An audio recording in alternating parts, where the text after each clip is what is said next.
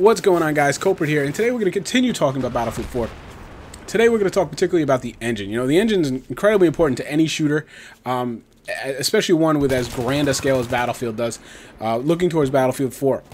Now, for those of you that know, Battlefield 3 was based on the Frostbite 2 engine, and DICE and EA heralded that as a humongous step, a humongous evolution, revolution, whatever you want to call it, in the first-person shooter engine, you know, however you want to phrase it. It was a huge step forward in capabilities, and I think everybody would agree that the Frostbite 2 engine was a big jump, and I think it was a bigger accomplishment for them than Battlefield 3 by itself was.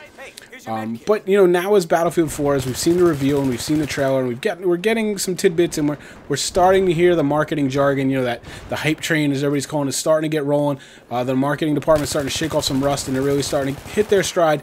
We're hearing a lot about Frostbite 3. And basically, if you don't know by now, according to DICE and EA, Battlefield 4 is going to be run on the Frostbite 3 engine.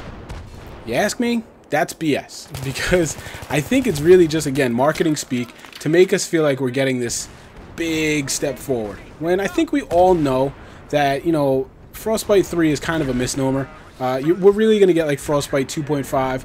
I would even go to so far as my personal belief is that, yes, I mean, of course, Frostbite 2 has now been refined.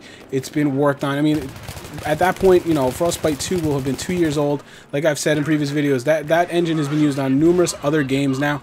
I believe it was Need for Speed. Correct me if I'm wrong. I'm not a race guy. I don't really know exactly what other games it was on. I know it's probably been on at least half a dozen other games. Medal of Honor Warfighter was one of them. So the engine has seen continual work, continual refinement, and, you know, continual adaptation to work with other games. So of course it's a different beast than it was at launch day for Battlefield 3. But I don't think it's a whole generation ahead, and that now we're going to call it Frostbite 3. But I mean, it's semantics. But the point I'm trying to make here is what I really think we're going to get with Battlefield 4 is I think we're going to actually get, for the most part, Frostbite 2 in all its glory. We're gonna get Frostbite 2 Unchained. It's gonna be able to go, and it's gonna be able to just do what it could have done 2 years ago. And you know, obviously they had to curb it. They had to turn some things down. You know, they had to turn it down for the consoles, the current gen consoles. You know, for what they accomplished on the current gen consoles, even with Battlefield 3, was no short of remarkable. To make a game that looked that good on those consoles and played as well as it did is a remarkable feat. But I think it's pretty clear, just by the trailers and things we saw, that Frostbite 2 is capable of a great deal more. Now, I'm not blaming it all on the current gen consoles. A lot of you guys get on me for that. I'm not, because I mean, we obviously saw, you know, like terrain deformation. We saw that in beta.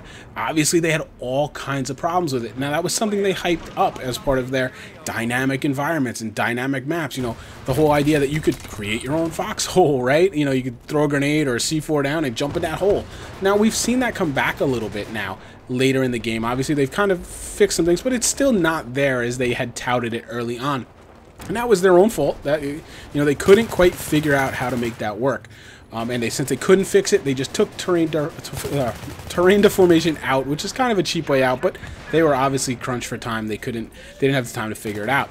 So we see that, you know, Frostbite 2 was quite shackled in the release of Battlefield 3, and we know that one of the biggest complaints about Battlefield 3 was the, you know, lack of destruction. There just really wasn't much, and even what was there just wasn't very remarkable, as, you know, something that they just touted so highly leading into Battlefield 3.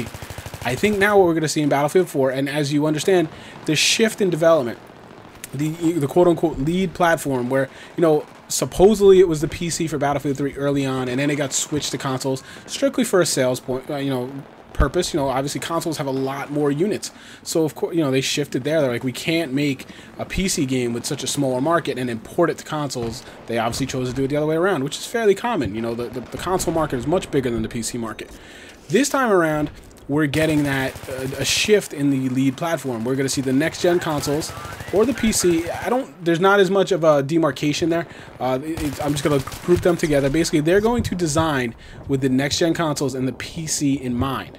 So we're going to see, you know, an improved, you know, portfolio of hardware that they can harness and use. They have a lot more resources at their disposal. I mean, those old consoles, what did they have, 256 RAM or something? It was terrible. Now, you know, I think it's 8 gigabytes now on the new next gen. Correct me if I'm wrong. Again, I'm not up to the second on the next gen consoles. So we're seeing huge leaps in hardware, you know, capabilities, and with that, I think we can expect to see huge leaps in game performance. And notably, I think in Frostbite 2 now we're going to see. I mean, they have themselves said that Frostbite 2 ran at about, I believe it was 20% in Battlefield 3, and now we can expect to see it at about 80%. I think they're just taking a little bit of a marker, smudging over it, and saying Frostbite 3, when we really kind of know we're probably getting Frostbite 2.5, Frostbite 2.6, you know, much more refined, and, you know, maybe a little enhancement here or there, but I really think they just kind of took the scale and turned it up, you know, and that's fine with me. I have no problem. Again, for Battlefield 4, I'm looking for evolution, not revolution. I've said that. I've talked about that a lot. I don't want them meddling with things, trying to revolutionize everything. We got something that works. We got something that's incredibly fun. Just get it to work better. Get it to look nicer.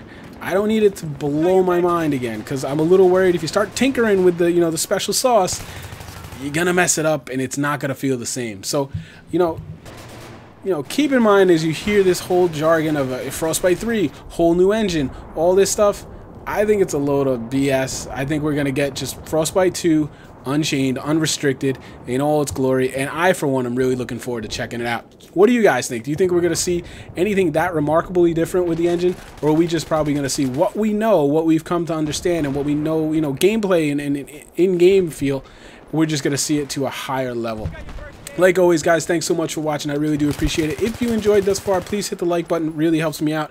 And if you haven't done so yet, hit that subscribe button. This way you won't miss any Battlefield 4 news. Like always, guys, have a nice day. I'll talk to you soon.